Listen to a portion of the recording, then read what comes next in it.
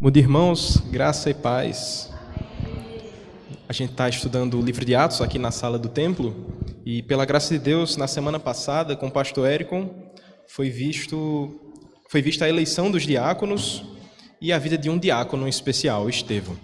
Hoje a gente vai trabalhar um pouco mais sobre a vida e também sobre a morte desse diácono, o diácono Estevão. Para isso, eu queria que você abrisse a sua Bíblia no capítulo 7 de Atos. É um capítulo muito grande, mas muito precioso, que também fala aos nossos corações. A gente vai ler todo o capítulo e até o primeiro verso do capítulo 8, mas na nossa leitura inicial aqui a gente vai ler só o comecinho desse diálogo, desse discurso de Estevão. Vamos ler o verso 1 e o começo do verso 2. Diz assim o texto da palavra do Senhor, Atos 7, versos 1 e 2.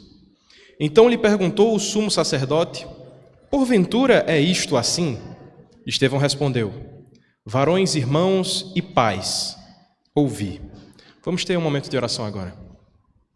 Senhor Deus, te pedimos que o Senhor nos faça ouvir tudo aquilo que o Senhor falou pela boca do teu servo, diácono Estevão.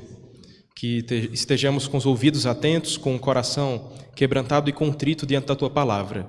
Dá-nos olhos para ouvir, para ver o precioso tesouro da tua Escritura, que esse tesouro fale ao nosso coração, que o Senhor pregue o Evangelho aos nossos corações. Essa é a nossa oração em nome de Jesus. Amém. Queridos, nesse contexto do diácono Estevão, estava acontecendo basicamente uma inquisição. Era como um tribunal. Ele estava diante do Sinédrio, e talvez semana passada você já tenha entendido o que é o Sinédrio. Era um tribunal dos judeus em que eles podiam decidir sobre alguém que era tido como um herege. E se você voltar um pouquinho para o final do texto que o pastor Érico pregou semana passada, no capítulo 6, versos 8 em diante, diz assim: Estevão, cheio de graça e poder, fazia prodígios e grandes sinais entre o povo. Levantaram-se, porém, alguns dos que eram da sinagoga chamada dos libertos, e dos sirineus, dos alexandrinos e dos da Cilícia e da Ásia, e discutiam com Estevão e não podiam resistir à sabedoria e ao espírito pelo qual ele falava. Então subornaram homens que dissessem: temos ouvido este homem proferir blasfêmias contra Moisés e contra Deus. Sublevaram o povo, os anciãos e os escribas e, investindo, o arrebataram, levando-o ao sinédrio. Apresentaram testemunhas falsas que depuseram: este homem não cessa de falar contra o lugar santo e contra a lei, porque temos ouvido dizer que esse Jesus, o Nazareno, destruirá esse lugar e mudará os costumes que Moisés nos deu. Todos os que estavam assentados no sinédrio, fitando os olhos em Estevão, viram seu rosto como se fosse o rosto de um anjo. É essa situação que está acontecendo aqui. O diácono Estevão, que no começo do capítulo tinha sido eleito diácono, agora está diante de um tribunal sendo acusado de heresia. Estão chamando ele de blasfemo, dizendo que ele fala contra Moisés, contra a lei de Deus, contra o lugar santo e contra a própria lei dada por Moisés. Então, a resposta de Estevão é muito grande. A resposta dele é um sermão de aproximadamente 60 versículos. E nesse sermão, ele vai falar sobre grandes personagens históricos de Israel. Mas, ao invés de ser um discurso que ele se defende, em que ele vai dizer: não, eu sou inocente por isso, por isso, por isso, ele esquece dele mesmo e vai falar sobre o Evangelho de Jesus Cristo.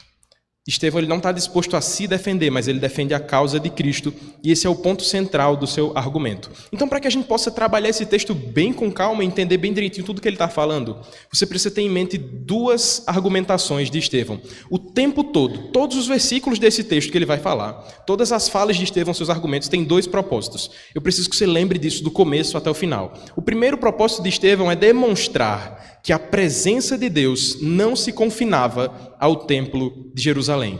Novamente, a presença de Deus não se confinava ao templo de Jerusalém. O segundo propósito de Estevão é dizer que o povo de Israel sempre rejeitou os homens enviados por Deus. São esses os dois propósitos, e é por isso que ele vai falar sobre tantos homens. Primeiro, para demonstrar que a presença de Deus nunca esteve confinada somente ao lugar santo, a Jerusalém. E o segundo, que o povo de Deus, que o povo de Israel, sempre rejeitou os homens enviados por Deus. E para isso, ele vai passar esse sermão dele com vários personagens e várias histórias, com um tema que passa por todos eles. Ele vai apresentar Deus em várias faces, várias apresentações do nosso Deus. E basicamente o tema que a gente pode colocar aqui é contemplando a glória de Deus. Cada personagem que ele vai mostrar, cada história que ele vai trazer, vai falar sobre isso. Então, para que nós possamos entender melhor o texto do capítulo 7, nós observaremos o testemunho de Estevão em 4 etapas. Se você anota ou você gosta das divisões do texto, a primeira vai ser do verso 1, que a gente já leu, até o verso 8. Nesses 8 versos, aí, no primeiro até o 8º verso, a gente vai ler sobre Deus como o Deus da aliança. Depois do verso 9 até o verso 19, vai ser apresentado o Deus da providência. Depois do verso 20 até o verso 43, o Deus da redenção. E depois do 44 até o 50, o Deus da supremacia. Depois disso, vem as aplicações do sermão de Estevão e os resultados que aconteceram naquela pregação dele, na sua defesa diante do Sinédrio. Então vamos começar pelo primeiro ponto daí desse sermão de Estevão, falando sobre o Deus da aliança, dos versos 1 até o verso 8. Como você já viu, ele começa o seu sermão de forma bem respeitosa. Ele está sendo acusado, o Sinédrio está esperando que ele admita que é um herege, alguma coisa desse tipo. E ele diz assim: varões, irmãos e pais, ouvi. Depois que ele faz essa introdução respeitosa, respeitando todos aqueles homens, ele diz assim: o Deus da glória, se você puder acompanhar na sua Bíblia, verso 2. O Deus da glória apareceu a Abraão, nosso pai, quando estava na Mesopotâmia, antes de habitar em Harã. E lhe disse: sai da tua terra e da tua parentela e vem para a terra que eu te mostrarei. Então saiu da terra dos caldeus e foi habitar em Harã. E dali, com a morte do seu pai, Deus o trouxe para esta terra em que vós habitais agora. Nela não lhe deu herança, nem sequer o espaço de um pé, mas prometeu dar-lhe a posse dela e, depois dele, a sua descendência, não tendo ele filho. E falou Deus que a sua descendência seria peregrina em terra estrangeira, onde seriam escravizados e maltratados por 400 anos. Eu, disse Deus, julgarei a nação da qual forem escravos, e depois disso sairão daí e me servirão nesse lugar. Então lhe deu a aliança da circuncisão. Assim nasceu Isaque, e Abraão circuncidou ao 8º dia.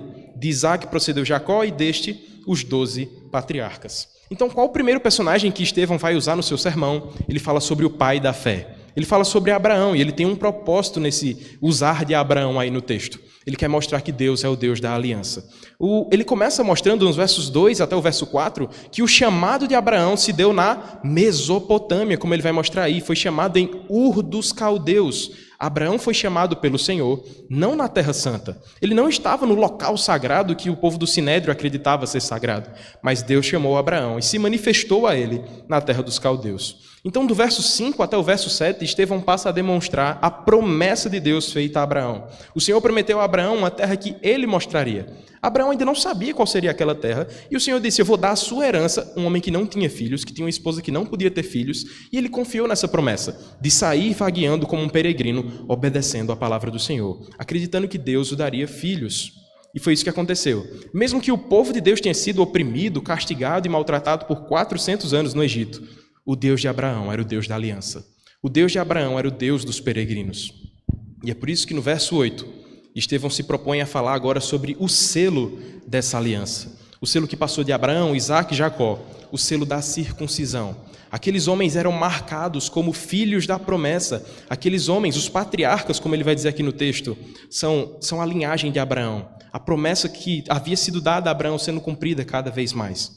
Então Estevão já deixa claro aqui no seu primeiro argumento, no verso 1 até o verso 8, que Deus é o Deus da aliança. E ele tem um propósito nisso.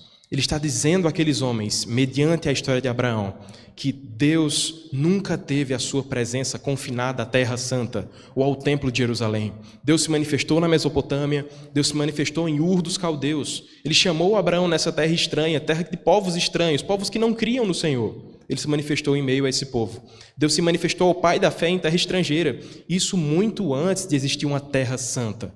Então é isso que Estevão já começa dizendo aqui no seu discurso. Deus chamou um homem, o pai da fé, numa terra estrangeira. Sabe o que isso quer dizer? Que antes de haver uma terra santa, uma Jerusalém, um templo de Jerusalém, havia um povo santo. Havia um Deus santo que decidiu se relacionar com esse povo santo. E Estevão está dizendo isso, ele está provocando aquele povo do Sinédrio, dizendo assim: Deus não tem um CEP de atuação. Ele não atua simplesmente naquele local em Jerusalém. Deus atua em todos os cantos, porque todos os cantos são dele. Inclusive, nem mesmo o Templo de Jerusalém seria capaz de conter a grandeza do nosso Deus. Então ele passa agora, do verso 9 até o verso 19, a falar sobre outro homem. Depois de falar sobre Abraão e dizer sobre o Deus da aliança, agora ele passa a falar do período do exílio. Ele vai falar sobre José, especialmente sobre o Deus da providência. Vamos ler agora dos versos 9 até o verso 19, para que possamos entender sobre como Deus é o Deus da providência.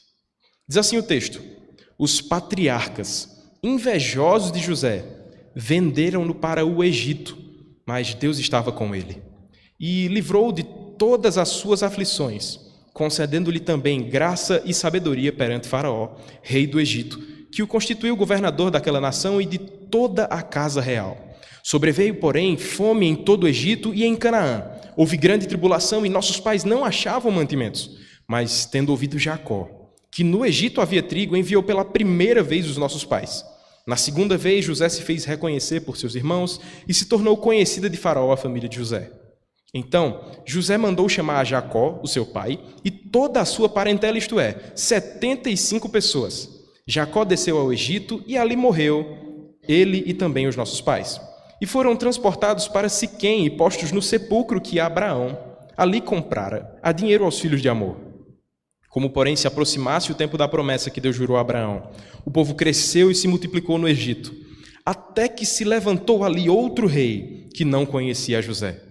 Este outro rei tratou com astúcia a nossa raça e torturou os nossos pais a ponto de forçá-los a enjeitar seus filhos para que não sobrevivessem. Olha que cenário está acontecendo aqui.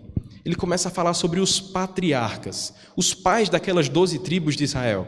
E ele diz no verso 9 e no verso 10 que os patriarcas rejeitaram o homem que Deus havia escolhido. José havia recebido um sonho, talvez você lembre da história. Ele teve um sonho e falou aos seus irmãos: sonhei que acontecia isso e Deus me colocava num lugar de mais destaque do que vocês. Os irmãos ficam com inveja de José naquela situação e fazem tudo aquilo que aconteceu, o vendem como escravo. E eles intentam o mal contra o seu próprio irmão. Mas olha o que diz o verso 9. Mas Deus estava com ele. Em toda a situação, Deus estava com José. Deus livrou aquele homem tanto do cárcere, tanto da escravidão, e o colocou como o primeiro-ministro do Egito. Mesmo que ele tenha passado por uma prisão, por uma escravidão, por ser acusado injustamente e preso, Deus continuou agindo com graça e com sabedoria para com José. De forma que ele passou a ser o primeiro-ministro do Egito. Então vem a grande fome, que está sendo apresentada nos versos 11 até o verso 17 aí do texto. Essa grande fome não foi por acaso, não pegou Deus de surpresa. Na verdade, essa grande fome foi um instrumento de Deus, pelo qual José pudesse ser elevado como um homem que ajudaria o seu povo, como um homem que preservaria o povo da aliança, o povo de Deus. É através dessa fome que Deus faz com que José cuide dos seus irmãos, os mesmos irmãos que o venderam lá no passado. Deus tem cuidado de José e tem cuidado agora dos seus irmãos mediante essa fome. Isso nos mostra o segundo argumento que Estevão estava mostrando o tempo todo, que ele queria enfatizar para o Sinédrio. O povo de Israel, mesmo os 12 pais, os líderes das 12 tribos, mesmo eles sempre se opuseram aos homens enviados por Deus. O povo de Israel sempre rejeitou aqueles que Deus colocava em proeminência. Os irmãos de José se revoltaram assim, pela revelação que José teve em sonho. Mas mesmo assim, o Senhor o preservou. Mesmo que o povo de Israel tenha rejeitado o libertador daquela situação, o Senhor ainda assim o preservou. O Senhor cuidou daquele homem, José, para que pudesse conduzir o seu povo, conduzir a história de Israel. E bom, é mediante os sofrimentos que estão explícitos aí no verso 18 e 19, que vem outro faraó, outro rei, e ele quer acabar, ele quer fazer um genocídio com todo o povo de Israel, que Deus ainda preserva o seu povo. Mesmo com tantos falsos acusadores, mesmo com tanta gente estranha contra o povo de Deus, o Senhor tem preservado o seu povo. E aí Estevão ele bota um pequeno detalhe aqui no seu argumento. Olha para o verso 16. Ele vai dizer assim: e foram transportados para Siquém e postos no sepulcro de Abraão, que Abraão comprara a dinheiro aos filhos de Amor. Essa é a primeira vez no texto, na verdade a primeira vez na história, em que a Terra Santa é mencionada. Um pedacinho de terra, um local que era só para enterrar os seus mortos. É só aí que tem Terra Santa até agora. Deus não estava agindo somente na Terra Santa, senão era só no lugar dos mortos. Deus estava agindo em toda a terra. Deus é o Senhor sobre toda a terra. Esse é o detalhe que Estevão quer mostrar ao povo do Sinédrio. Deus nunca esteve confinado. Deus nunca esteve preso a Jerusalém, à Terra Santa. Ele sempre agiu em toda a terra, porque toda a terra é dele. E é isso que ele está tentando mostrar àqueles acusadores. Mostrar também que o povo de Israel rejeitava os líderes que Deus tinha colocado. Então Estevão está mostrando para aqueles homens que Deus é o Deus da provisão, que nem a fome pega Deus de surpresa. Ele levanta alguém para proteger o seu povo mesmo em meio à fome. Ele levanta alguém que cuida do seu povo mesmo quando ele está no Egito sendo escravizado. Deus não cuida do seu povo somente dentro da igreja ou dentro do lugar santo. Ele cuida em todos os lugares, de todos aqueles que são seus. Deus estava com José no Egito, como esteve com Abraão lá na Mesopotâmia. Ele cumpre a sua palavra, ele cumpre a sua promessa, ele protege os seus herdeiros, ele protege os seus filhos. E esse é o segundo argumento, o segundo personagem que é trazido aqui por Estevão.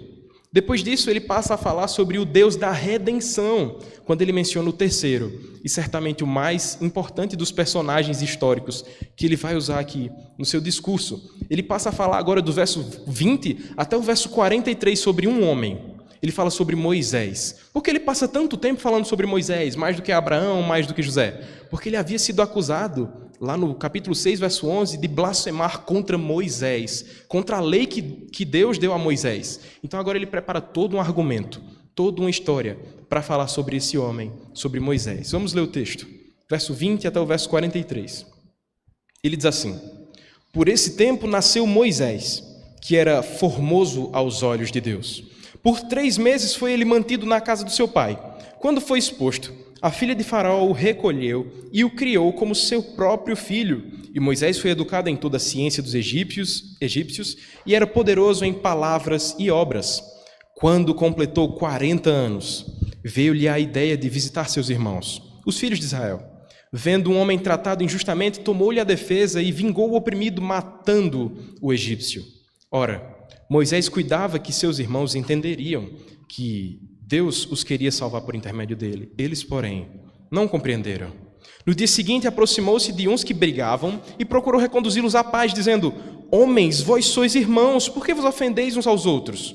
Mas o que agredia, o próximo repeliu, dizendo: Quem te constituiu autoridade, juiz sobre nós? Acaso queres matar-me como fizeste ontem ao egípcio? A estas palavras, Moisés fugiu e tornou-se peregrino na terra de Midian, onde lhe nasceram 2 filhos. Decorridos 40 anos, apareceu-lhe no deserto do Monte Sinai um anjo por entre as chamas de uma sarça que ardia. Moisés, porém, diante daquela visão, ficou maravilhado e, aproximando-se para observar, ouviu-se a voz do Senhor: Eu sou o Senhor dos teus pais, o Deus de Abraão, de Isaque e de Jacó. Moisés, tremendo de medo, não ousava contemplá-la. Disse-lhe o Senhor: Tira as sandálias dos pés, porque o lugar em que estás é terra santa. Vi, com efeito, o sofrimento do meu povo no Egito. Ouvi o seu gemido e desci para libertá-lo. Vem agora, e eu te enviarei ao Egito. A este Moisés, que negaram reconhecer, dizendo: Quem te constituiu autoridade juiz? A este enviou Deus como chefe e libertador, com a assistência do anjo que lhe apareceu na sarça. Este os tirou fazendo prodígios e sinais da terra do Egito, assim como no Mar Vermelho e no deserto, durante 40 anos. Foi Moisés quem disse aos filhos de Israel: Deus os suscitará dentre vossos irmãos um profeta semelhante a mim. É este Moisés quem esteve na congregação no deserto, com o anjo que lhe falava no Monte Sinai, e com os nossos pais, o qual recebeu palavras vivas para nulas transmitir, a quem nossos pais não quiseram obedecer, antes o repeliram e no seu coração voltaram para o Egito, dizendo a Arão: Faze-nos deuses que vão adiante de nós, porque quanto a esse Moisés, que nos tirou da terra do Egito, não sabemos o que lhe aconteceu. Naqueles dias, fizeram um bezerro e ofereceram sacrifício ao ídolo, alegrando-se com as obras de suas mãos. Mas Deus se afastou e os entregou ao culto da milícia celestial, como está escrito no livro dos profetas: Ó casa de Israel, porventura me oferecestes vítimas e sacrifícios no deserto pelo espaço de 40 anos? E acaso não levantaste o tabernáculo de Moloque e a estrela do deus Renfã, figuras que fizeste para as adorar? Por isso vos desterrarei para além da Babilônia. Olha que texto longo, com tantos detalhes, mas tão precioso e que só tem um propósito. Ele está falando sobre a história de Moisés, claramente muito resumida, porque a história de Moisés é muito longa ao longo dos livros do Antigo Testamento. E agora ele se propõe a mostrar o Deus da redenção, de acordo com essa história que ele conta. Ele divide a história claramente em 3 blocos de 40 anos. Ele vai falar sobre 40 anos no Egito, 40 anos na terra de Midian e 40 anos no deserto. Um detalhe aqui, mesmo falando de 40 e 40 anos, o próprio Moisés não entrou na Terra Santa. Então, se Deus agisse apenas na Terra Santa, apenas no local santo, no lugar santo que o povo do Sinédrio dizia, Moisés não teria sido um homem abençoado por Deus e usado por Deus. Então ele se propõe agora, o diácono Estevão, a falar sobre Moisés em 3 etapas. Então, a primeira etapa, os primeiros 40 anos, estão aí nos versos 20 a 22 do texto que a gente leu. Ele está falando sobre o nascimento de Moisés, como ele foi cuidado pelos pais apenas por 3 meses. E depois disso ele foi exposto você sabe da história, ele foi exposto, foi jogado no rio dentro de uma cesta, e a filha de Faraó o acolheu e cuidou. E nesse tempo ele foi provado e estudado em todas as curiosidades, todas as ciências do Egito. O pastor Paulo Anglada, disse o seguinte: nos primeiros 40 anos, Deus estava preparando Moisés para ser o grande redentor de Israel, da escravidão egípcia, para ser o instrumento da revelação divina, por meio de quem Deus daria a lei ao seu povo. E é isso que está acontecendo. Os primeiros 40 anos da história de Moisés são os 40 anos de preparação. Eu faço 4 anos no seminário morrendo, imagina se fosse 40 anos. Deus tem tratado dele por 40 anos para que ele possa ser o libertador do seu povo. E aí no verso 23 até o verso 29, ele vai para a segunda etapa da vida de Moisés. O segundo período de 40 anos, que vai falar sobre as circunstâncias em que Moisés cresce. Ele se torna um expoente como libertador do seu povo. E aí você viu a história já sendo contada por Estevão. Vai ter todo aquele relato de quando ele decide visitar os seus irmãos, os filhos de Israel. Então ele vê uma cena, uma briga, um egípcio maltratando o seu irmão hebreu, povo do seu povo. Então naquele momento ele empurra o homem egípcio e acaba por matar aquele homem. Ele fica com um sentimento de culpa e vai falar com o seu povo, dizendo: olha, Deus está me chamando para ser o libertador de vocês. Eu quero tirar vocês daqui. E nessa situação, o seu próprio povo olha para ele e o rejeita e diz: você vai fazer com a gente o que fez com aquele egípcio. Vai nos matar, vai nos empurrar e fazer tudo aquilo novamente. Então é diante desse contexto, de tanta aflição, que Moisés foge. Ele vai para a terra de Midian. E lá na terra de Midian, ele constitui família. Ele tem 2 filhos. Ele vive como um peregrino. Aquele que antes era o príncipe do Egito. O filho da princesa que havia sido cuidado ali. Agora o príncipe do Egito está vivendo como um peregrino. E o verso 25 deixa claro qual era o propósito de Deus na vida dele. No verso 25 diz assim: ora, Moisés cuidava que seus irmãos entenderiam que Deus os queria salvar por intermédio dele. Moisés seria o libertador do povo de Deus no Antigo Testamento. É talvez o homem mais marcante de toda a história do Antigo Testamento. Você viu tantos sinais e prodígios feitos por ele. Tudo em nome do Senhor. Mas o povo de Deus, o próprio povo do Senhor, não reconheceu que Moisés era o libertador. Então, do verso 30 até o verso 43, a gente entra no último período de 40 anos da vida de Moisés. É o terceiro período, o terceiro momento decisivo da sua vida. Agora ele está diante da sarça ardente, naquele deserto. E naquele deserto, a voz de Deus diz: essa terra que você está pisando é santa. Não era somente Jerusalém, como o povo do Sinédrio dizia. Não era como aqueles acusadores, os falsos acusadores, falavam sobre Estevão. Todo o lugar que o Senhor se revela é um lugar santo. Onde há a presença do Senhor, aí é um lugar santo. A igreja também é um lugar santo. Não somente Jerusalém, não somente Israel. Todo lugar em que o Senhor está é de fato um lugar santo. E é nesse terceiro período, diante dessa sarça ardente, que Moisés tem o seu chamado de fato. O Senhor fala com ele e diz: você vai ser o libertador do meu povo. E você conhece a história. Eles passam pelo Mar Vermelho, há aquelas 10 pragas, Moisés faz grandes milagres e maravilhas, sinais e prodígios diante do povo. Ele liberta o povo da escravidão. Então eles passam a caminhar pelo deserto. E o texto vai dizer no verso 39, que enquanto eles caminhavam pelo deserto, os nossos pais, os primeiros pais, não quiseram obedecer e repeliram a Moisés. E olha como o texto é duro agora no verso 39. Diz assim: no seu coração voltaram para o Egito. Deus tinha feito todos aqueles milagres, todas aquelas maravilhas por intermédio de Moisés, Arão e tantos líderes que tinham levantado. Mas no seu coração, o povo tinha voltado para o Egito. Não só na sua mente, mas em seu coração. O povo já tinha traído ao Senhor. Eles preferiam o que tinha lá no Egito. E você conhece a história. Eles blasfemam contra Deus, dizendo: lá no Egito a gente tinha peixe, a gente tinha cebola, a gente tinha comida. E aqui a gente tem somente esse maná. Essa comida que vem do céu, que é Deus que dá, a gente não trabalha e recebe. Mas eu preferia aquela que eu era escravizado para ter. O povo prefere o Egito. No seu coração, eles se voltam para o Egito. Enquanto Moisés está no Monte Sinai, recebendo os 10 mandamentos direto da mão de Deus, as leis vivas do Senhor para o povo está lá embaixo, pedindo a Arão: faz um bezerro de ouro aí para a gente adorar. A gente nem sabe o que aconteceu com Moisés, vai que ele morreu lá em cima. A gente prefere um bezerro para que a gente possa cultuar. E é por isso que Estevão, o diácono Estevão, ele faz uma citação aí no texto. Olha para os versos 42 e 43. Ele está citando um profeta. O texto diz como o livro dos profetas. Nós já sabemos que esse livro dos profetas a que ele se refere está falando especificamente do profeta Amós. Amós, no capítulo 5, do verso 25 ao 27, tem esse texto aí que Estevão citou, que diz: Ó casa de Israel, porventura me oferecestes vítimas e sacrifícios no deserto pelo espaço de 40 anos, e acaso não levantastes o tabernáculo de Moloque e a estrela do deus Renfã, figuras que fizestes para adorar? Por isso vos desterrarei para além da Babilônia. O que Estevão está fazendo aqui ao resgatar esse texto é dizer que o próprio Deus viu a idolatria do seu povo. Deus tinha libertado aquele povo, tirado aquele povo da escravidão, mas agora eles preferiam os ídolos, eles preferiam a estrela do deus Renfã, o tabernáculo de Moloque e toda a milícia celestial. Aquele povo traiu o Senhor deliberadamente. Aqueles homens agiam como os ímpios do Egito. Eles haviam traído o seu próprio Deus que os havia libertado.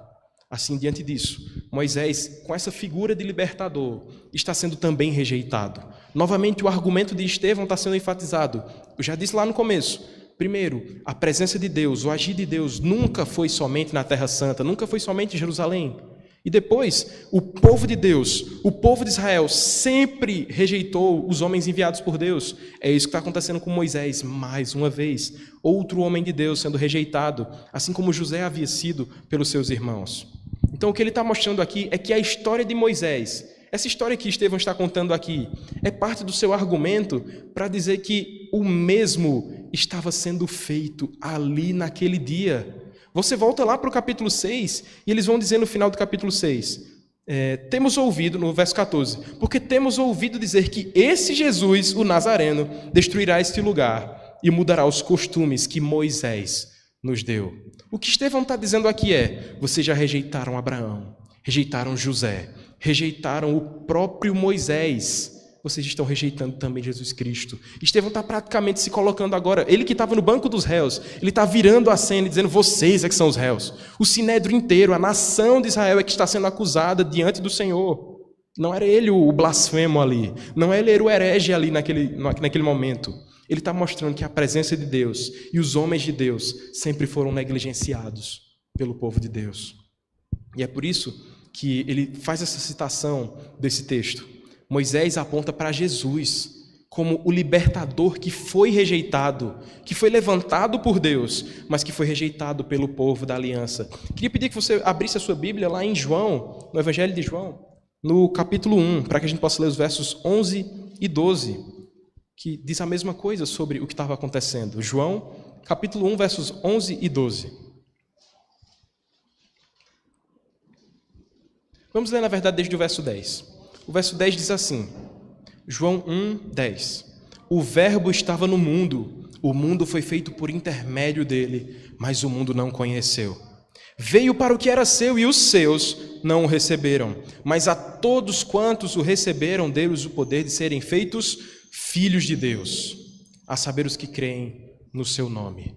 Era isso que estava acontecendo novamente, a história só estava se repetindo. O povo do Antigo Testamento rejeitou os homens que Deus levantou. Agora o povo do Novo Testamento, o mesmo Israel, estava rejeitando a Jesus Cristo. Eles fechavam os olhos para o que havia sido prometido, para o que havia sido anunciado pelos profetas. Você entende quão sério é o argumento de Estevão? Ele está mostrando que as autoridades, não qualquer autoridade, não as autoridades políticas, mas os líderes religiosos de Israel, os líderes religiosos, o sumo sacerdote e todas aquelas testemunhas falsas que lá estavam fazendo a mesma coisa. Mas eles não estavam rejeitando simplesmente o Moisés, que é alguém importante, mas não é o maior dos homens. Eles estavam rejeitando o próprio Filho de Deus. Eles estavam rejeitando Jesus Cristo, o Deus encarnado. O povo que dizia esperar por um Salvador estava rejeitando o Salvador. E você quer que a história fique ainda pior. Eles não somente rejeitaram a Jesus Cristo, mas eles tiveram prazer e alegria ao vê-lo crucificado. É tanto que Pedro vai dizer lá no capítulo 2 do seu sermão que vocês o mataram. Essas são as palavras de Pedro. O povo matou o próprio Salvador. O povo de Israel teve alegria ao ver o sangue de Cristo derramado, e não por ser o sangue salvador, e sim porque eles queriam que acabasse todo aquele tumulto que aquele homem havia causado. Jesus Cristo causava um reboliço diante das autoridades de Israel. Por isso eles se alegram na sua morte. E esse é o argumento de Estevão ao citar Moisés. Ele diz, na verdade, são vocês que estão blasfemando contra Moisés. Na verdade, são vocês que estão quebrando toda a lei que Moisés recebeu de Deus. E assim, ele encerra o seu argumento ao mostrar que, na verdade, são as autoridades de Israel que estão erradas naquela situação. Então, agora ele passa do verso 44 até o verso 50. Depois de mostrar o Deus da aliança, o Deus da provisão, o Deus da redenção, ele mostra agora o Deus da supremacia. Ele vai falar sobre 3 personagens muito importantes na história, mas ele fala muito rapidamente sobre cada um deles. Ele vai falar sobre Josué, sobre Davi e sobre Salomão. Leamos os versos 44 a 50. Diz assim o texto: o tabernáculo do testemunho estava entre nossos pais no deserto, como determinara aquele que disse a Moisés que o fizesse, segundo o modelo que tinha visto, o qual também nossos pais, com Josué, tendo-o recebido, o levaram quando tomaram posse das nações, que Deus expulsou da presença deles, até aos dias de Davi. Este achou graça diante de Deus e lhe suplicou a faculdade de prover morada para o Deus de Jacó. Mas foi Salomão quem lhe edificou a casa. Entretanto, não habita o Altíssimo em casas feitas por mãos humanas. Como diz o profeta, o céu é o meu trono e a terra o estrado dos meus pés. Que casa me edificareis, diz o Senhor? Ou qual é o lugar do meu repouso? Não foi porventura a minha mão que fez todas essas coisas? Ele vai falar sobre Josué, sobre o rei Davi e sobre Salomão de maneira muito rápida. Ele fala sobre Josué no verso 44 e 45, quando ele menciona o tabernáculo do testemunho. Com o tabernáculo do testemunho, entenda a Arca da Aliança. Estevão estava falando sobre a representação da Arca da Aliança. Aquela arca tinha o símbolo da presença de Deus diante do seu povo. Já foi dito aqui que essa arca devia estar diante do povo, cerca de 2.000 passos, para que o povo não pecasse contra a presença do Senhor. E aquele povo seguia a presença do Senhor, onde a arca ia, o povo também ia. Isso mostra que nunca foi Jerusalém o berço de Deus. Nunca foi Jerusalém um ambiente que Deus agiria somente. E é por isso que ele mostra que, na verdade, não é a geografia que diz onde Deus está. É Deus que vai dizer onde a geografia deve estar. É Deus que bota ordem em todas as coisas. É Deus que diz ao seu povo onde deve ir, onde deve habitar. O seu povo deve seguir a presença do Senhor. Então ele fala sobre Davi e Salomão, depois do verso 45. Ele vai dizer que Davi e Salomão são os construtores do templo. Davi como aquele que desejou construir e Salomão, seu filho, como o que conseguiu efetuar o templo de Jerusalém, o templo de Salomão. Mas qual é o argumento dele aqui? Por que ele cita esses homens? Qual é a proposta dele diante disso? Ele está mostrando que nem mesmo o grande templo de Salomão, que era todo banhado a ouro, que era enorme, que algumas igrejas tentam imitar por aí, nem mesmo esse grande templo era capaz de comportar a grandeza do nosso Deus. O nosso Deus é o Deus supremo. E o texto vai dizer no verso 49 que ele não habita em casas feitas por mãos humanas. O nosso Deus não habita num templo de Salomão. Ele não habita no nosso simples templo aqui no Catolé, mas ele habita em todos os lugares. Ele é o Deus de todas as coisas, é o que ele vai dizer aí, por meio de Isaías 66, 1 e 2. O céu é o meu trono, e a terra o estrado dos meus pés. Que casa me edificareis, diz o Senhor? Ou qual é o lugar do meu repouso? Não foi porventura a minha mão que fez todas as coisas? Um comentarista, ao citar esse texto, diz assim: a mão do Senhor já estava edificando um novo templo. Um templo que não seria limitado a Jerusalém, mas que logo brotaria na Judeia, Samaria, Antioquia e em outros lugares. A mão do Senhor estava construindo uma casa espiritual, uma igreja composta de pedras vivas, pessoas chamadas das trevas para a sua maravilhosa luz, unidas a Cristo, a pedra vivificadora, rejeitadas pelos homens, como Estevão também seria, mas preciosa para Deus. Essa obra de Deus. Ele nunca esteve construindo um Jerusalém para que em Jerusalém ele fosse cultuado e adorado. Não, o Senhor, desde o Antigo Testamento, tem construído a sua igreja. E sempre foi o propósito. Desde Abraão, desde José, desde Moisés, esse era o propósito de Deus. Ele queria fazer um local que fosse para a sua habitação, mas não um local geográfico, um local no nosso coração, a morada do Espírito Santo. É nessa casa que o Senhor habita. É nesse corpo que o Senhor tem prazer. Na sua igreja, o seu povo reunido diante do seu nome. Então, Estevão finalmente termina os seus argumentos. Ele não vai mais citar nenhum personagem. Agora ele vai aplicar, como todo pregador faz, ele vai aplicar o seu sermão aos seus ouvintes. Agora, depois de falar sobre Abraão, José e Moisés, toda essa argumentação, ele passa a explicar o que ele estava falando. Olhe para os versos 51 ao verso 53. Ele diz assim: homens de dura cerviz, incircuncisos de coração e de ouvidos, vós sempre resistis ao Espírito Santo. Assim como fizeram vossos pais, também vós o fazeis. Qual dos profetas vossos pais não perseguiram? Eles mataram os que anteriormente anunciavam a vinda do justo, do qual vós agora também vos tornastes traidores e assassinos. Vós que recebestes a lei por ministério de anjos e não aguardastes. Estevão agora ele dá a sua cartada final. Ele vira o jogo. Ele que estava no banco dos réus agora diz: vocês são os traidores aqui. Vocês que são os acusadores, mas é vocês que estão sendo acusados por Deus. Vocês traíram o Filho de Deus. Ele vai dizer que assim como os pais fizeram, eles também estavam rejeitando o justo. O J está maiúsculo aí na sua Bíblia, provavelmente. Está falando sobre Jesus Cristo. Eles rejeitaram o Filho de Deus, o Messias esperado, se tornando traidores e assassinos. Por isso que ele começa essa aplicação dizendo: vocês são homens de dura cerviz e incircuncisos de coração e de ouvidos.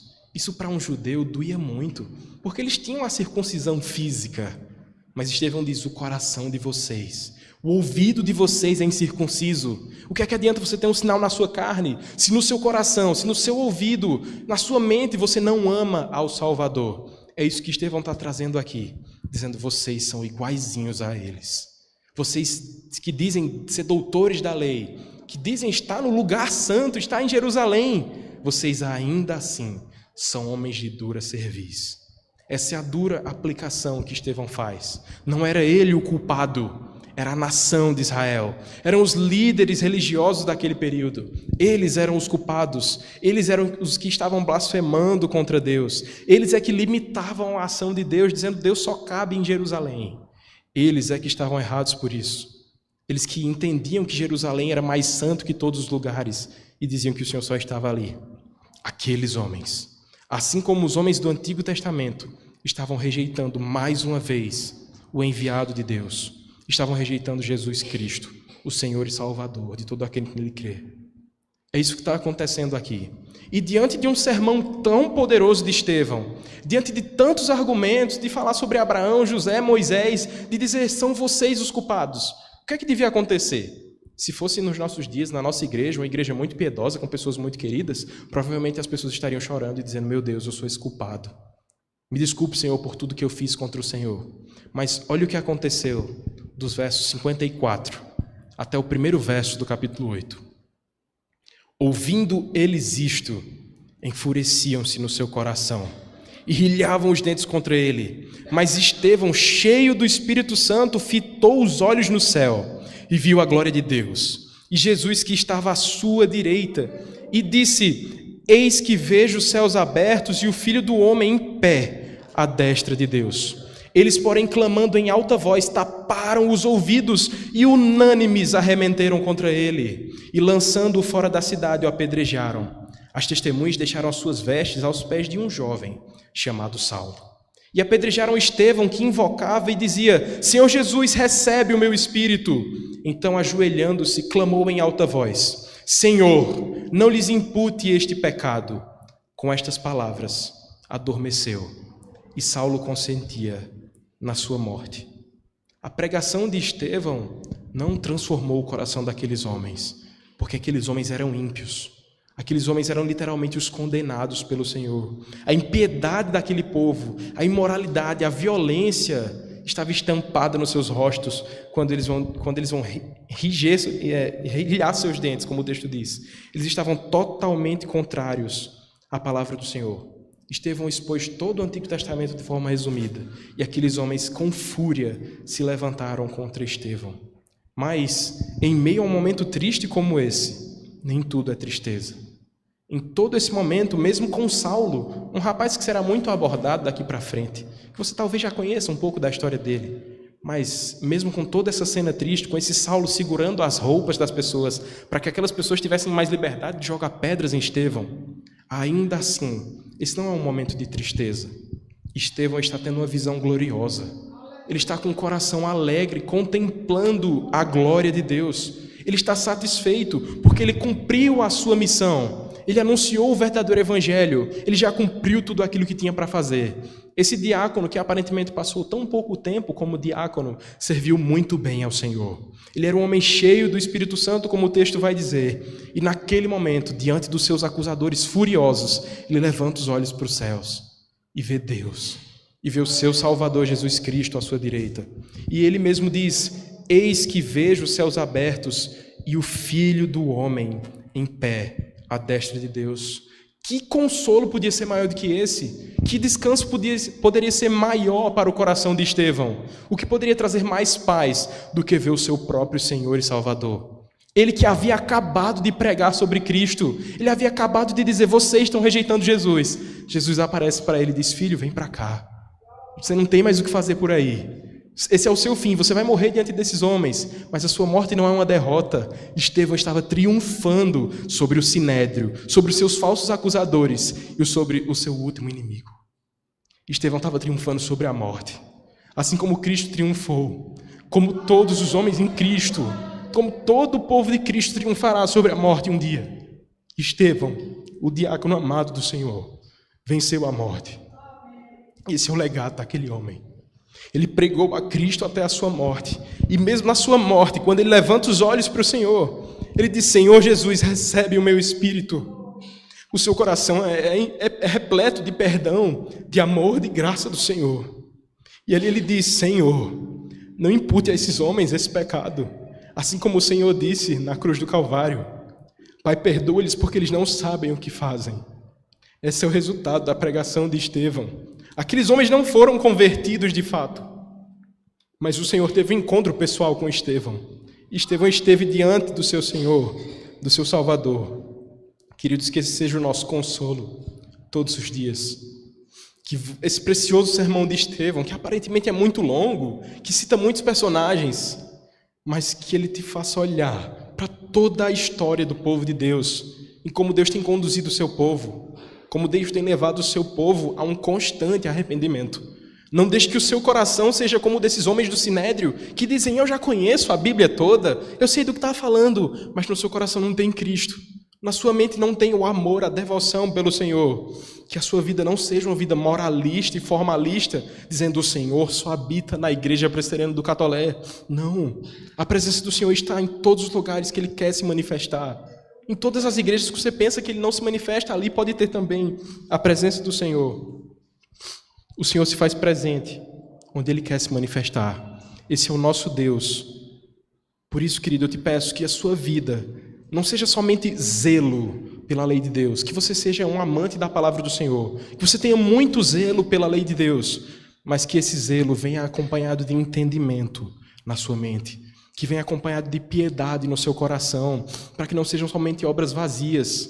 Irmãos, eu não sei, mas provavelmente nenhum de nós aqui será apedrejado. Mas a gente pode aprender com aqueles que foram apedrejados. Alguém já disse, certa feita, que a semente da igreja são o sangue dos mártires que tem feito a igreja crescer. Aqui a gente está diante da história de Estevão, o primeiro a ser martirizado.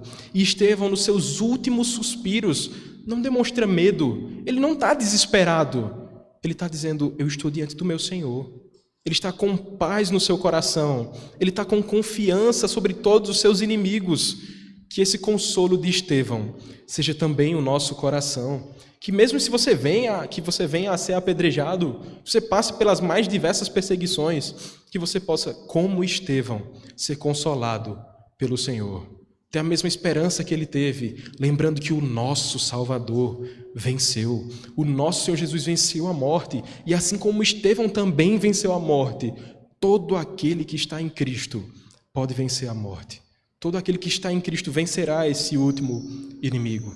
Assim concluo rogando que Deus nos conceda a graça de permanecermos fiéis a Cristo em sua vida e também na morte.